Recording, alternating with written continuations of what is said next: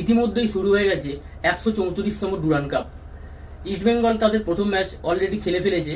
প্রথম ম্যাচে কিন্তু তারা 5 গোলে হারিয়েছে, আর তারা একটা স্টেটমেন্ট দিয়ে দিয়েছে বাকি সব টিমেদের জন্য যে তারা কতটা প্রস্তুত এই ডুরান্ড কাপটি তাদের ঘরে তোলার জন্য। এছাড়া মোহনবাগান কিন্তু এখনো মাঠে নামেনি, কারণ মোহনবাগান তাদের প্রথম ম্যাচ খেলবে 31শে জুলাই মোহামেডান স্পোর্টিং এর বিরুদ্ধে। যে কটি গ্রুপ রয়েছে তার মধ্যে মোহনবাগান যে গ্রুপে রয়েছে অর্থাৎ গ্রুপ বি, এই গ্রুপটাই একটু শক্তিশালী, কারণ এই গ্রুপে 3টি এমন দল রয়েছে তাদের মধ্যে যে কোনো একটি দল কিন্তু নেক্সট রাউন্ডে যেতে পারে। মোহনবাগান মোহামেডান ছাড়াও কিন্তু কিবু ভিকুনার ডায়মন্ড হারবার এফসিও রয়েছে। কিবু ভিকুনার আন্ডারে ডায়মন্ড হারবার এফসি কিন্তু এবছর যথেষ্ট ভালো ফুটবল খেলছে। তারা কিন্তু চমক দিতেই পারে।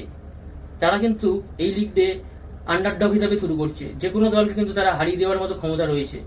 এছাড়া বাকি যে দলগুলি রয়েছে তার মধ্যে নর্থ ইস্ট ইউনাইটেড এফসি কিন্তু বেশ শক্তিশালী দল, গত বছরের চ্যাম্পিয়ন, অর্থাৎ তারা হচ্ছে ডিফেন্ডিং চ্যাম্পিয়ন।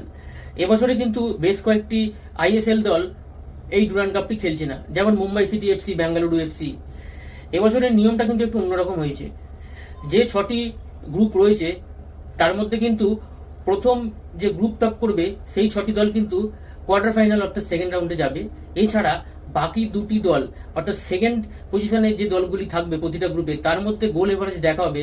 যার গোল এভারেজ সবচেয়ে বেটার থাকবে তারা কিন্তু নেক্সট রাউন্ডে যাবে।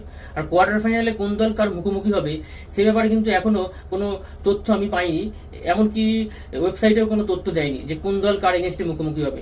সুতরাং বলা যেতে পারে একটি খুব ইন্টারেস্টিং একটি টুর্নামেন্ট হতে চলেছে ডুরান্ড কাপ। কলকাতা ছাড়াও কিন্তু আমাদের নর্থ ইস্টে, এছাড়াও কিন্তু জামশেদপুরে ভেন্যু রয়েছে।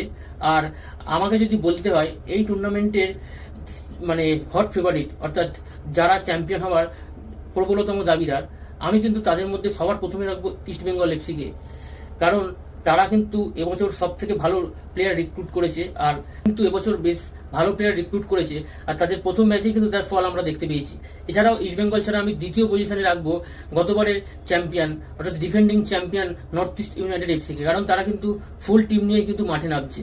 আর 3 নম্বর পজিশনে আমি রাখবো মোহনবাগান সুপার জায়ান্টকে, কারণ মোহনবাগানের কিন্তু কোন প্লেয়ার কোন ম্যাচে খেলবে এখনো কিন্তু আমরা শিওরলি জানি না, কারণ তারা টিম অনুযায়ী কিন্তু তারা প্লেয়ার নামাবে।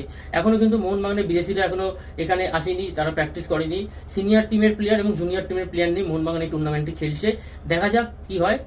আর ভিডিওটি ভালো লেগে থাকলে অবশ্যই ভিডিওটিতে লাইক করবে, কমেন্ট করবে এবং শেয়ার করবে। আর চ্যানেল নতুন হয়ে থাকলে চ্যানেল অবশ্যই সাবস্ক্রাইব করে দেবে। Thank you.